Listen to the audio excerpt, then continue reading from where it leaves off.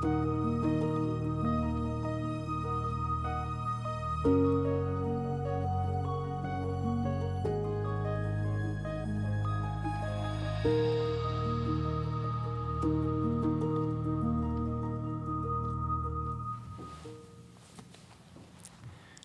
afternoon. Nobody in our city should have to have their homes hit with stray bullets or be concerned that methamphetamine is being sold down the block or that there's violence erupting in their neighborhood. Nobody should have to reorganize their lives around the schedules of people who are a threat in their community to the extent that they don't allow their kids to play in the front yard.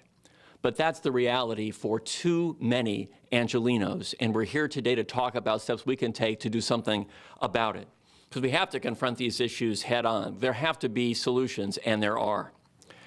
My office continues to target problem properties that are the source of guns and violence and drug sales in neighborhoods throughout Los Angeles. And today I'm announcing the filing of 2 lawsuits relating to such properties in the San Fernando Valley.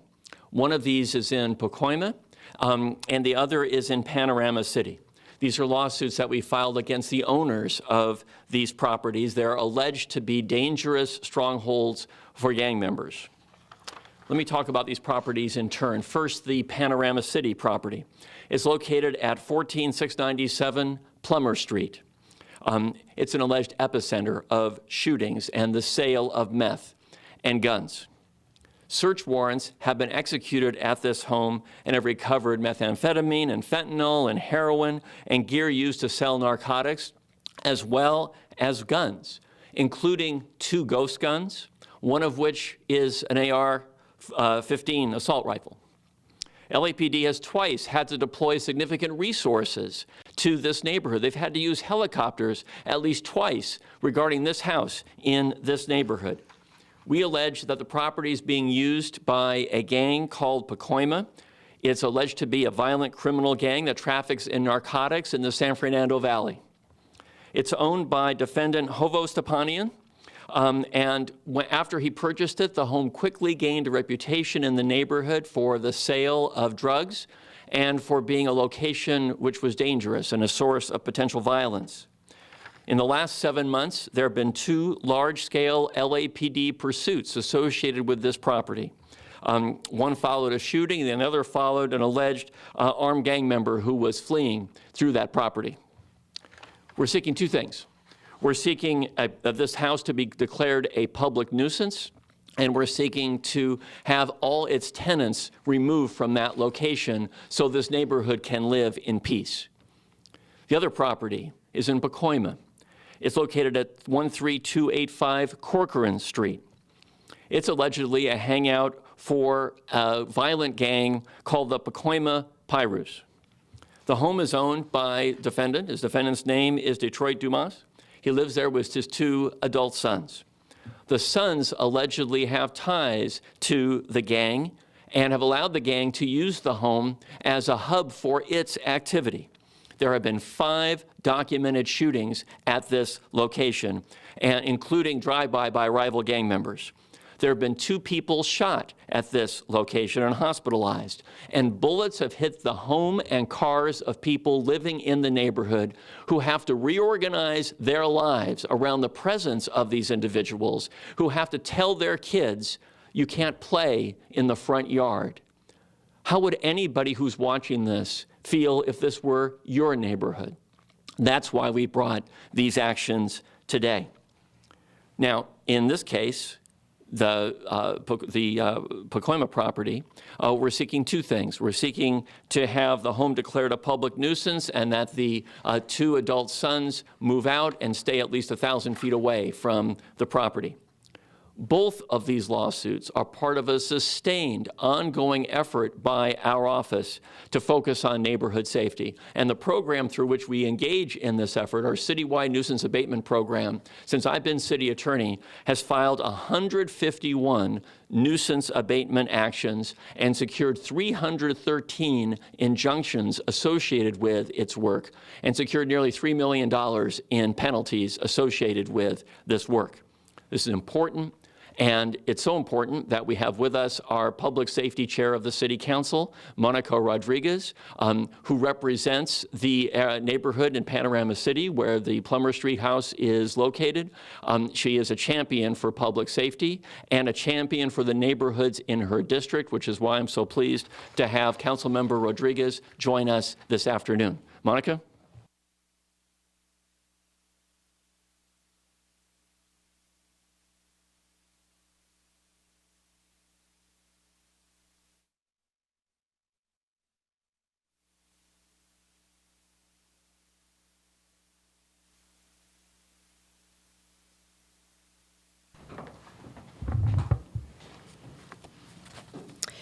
Thank you so much, Mike, our city attorney, who has been such an incredible collaborator to help address some of these root causes in our communities.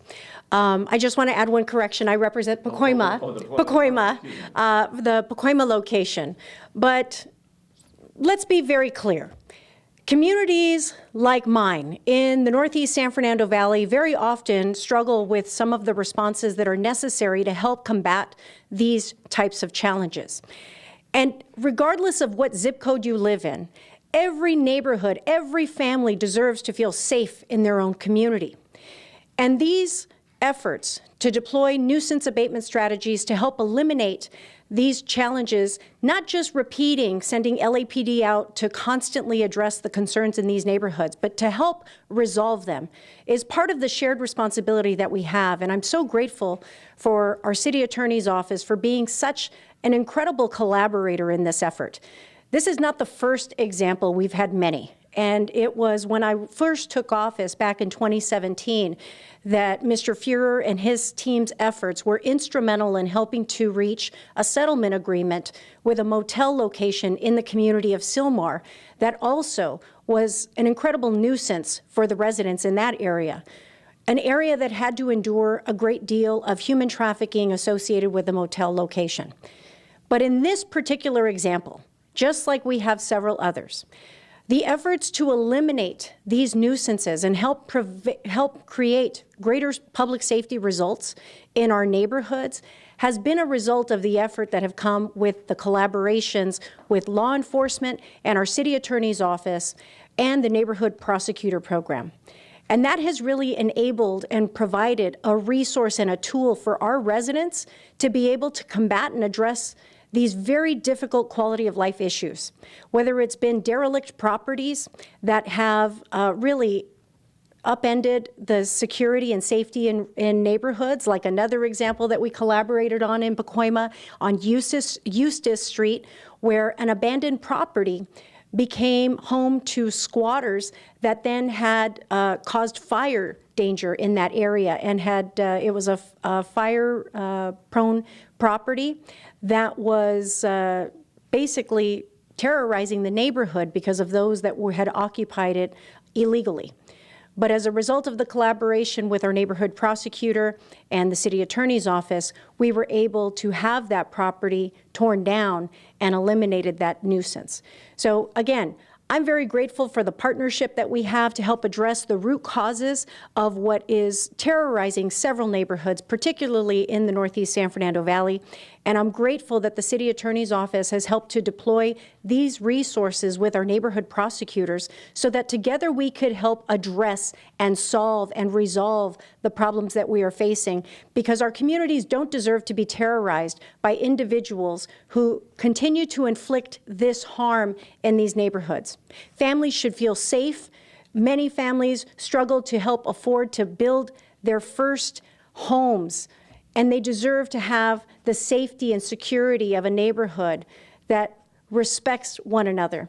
And so I'm so grateful that we have this collaboration and that together we're working to help resolve a lot of these challenges and a lot of these threats that many communities have had to endure as a result of the neighborhood prosecutor program and the nuisance abatement efforts of our city attorney's office. So I want to thank you, Mr. Feuer, for your leadership on this because it's a shared responsibility that we had to help improve public safety in the city of Los Angeles, and our first responders can't help deliver these results alone. And so I'm grateful for your collaboration to help ensure that we are protecting these neighborhoods in perpetuity. So thank you so much.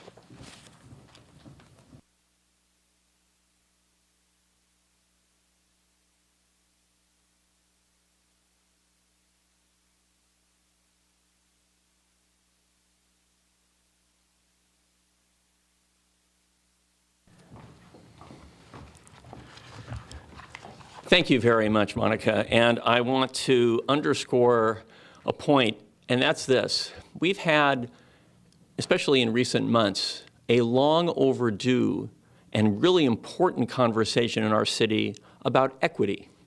One facet of equity is this, that each neighborhood of our city deserves to feel the same level of safety as the safest neighborhoods in our city. And it is that shared commitment that brings us to stand together today. It's that shared commitment that enables us to collaborate, as Councilmember Rodriguez indicated, again and again on key issues in her district. It replicates work that we're engaged in throughout the city. And it's really, really important that we engage in something that Councilmember Rodriguez referred to, and that's this. We can deploy LAPD and continue to conduct arrests at these locations. But that does nothing to assure a sustained level of safety in these communities. And that's what distinguishes our nuisance abatement program from more traditional law enforcement-related work. As opposed to having to rely after the fact on arrests that will deal with an issue that already took place, where there already are victims, this program is designed to look ahead and create a sustained level of safety in our neighborhoods. So I want to say just a few thank yous. I want to thank our nuisance abatement team in my office, which does such incredible work, including on this case. LAPD is an essential partner. The council member's office is a key team member in this. I also want to thank our ASL translator, Arlene Narvaez, who's here today. I won't embarrass her like I usually do, requiring her to say nice things about herself in translation, but it's good to have you here. And always, we want to thank our colleagues at LA City View Channel 35. I want to say just a few words in Spanish, and then if there are questions, you'll direct those questions to Rob Wilcox, who will then repeat them, and the council member and I will respond. Ahora en español. Nadie en nuestra ciudad debe ser despertado por el ruido de balas entrando su casa o las ventas de metanfetaminas y la amenaza de violencia en su calle. Nadie debería tener que prohibir que sus hijos jueguen afuera en frente de sus casas porque es demasiado peligroso. Pero esto es la realidad para muchos angelinos. Tenemos que solucionar urgentemente estos problemas para que las familias puedan vivir en paz. Estas demandas son ingredientes importantes en esta estrategia para formar una solución. Now, happy to take questions. Rob? We have no questions at this point. All right. I guess we answered everything, Councilmember Rodriguez. Well, thank you very much for joining with us today. I want to thank again our colleagues for helping us get the word out to our communities. I do want to say one thing before we conclude, and that is this.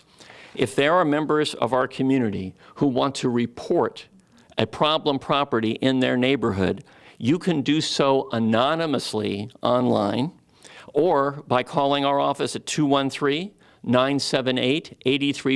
213-978-8340, because we know that you could be in a vulnerable position. We make special efforts to assure that anyone reporting does not need to identify themselves by name. Thank you very much.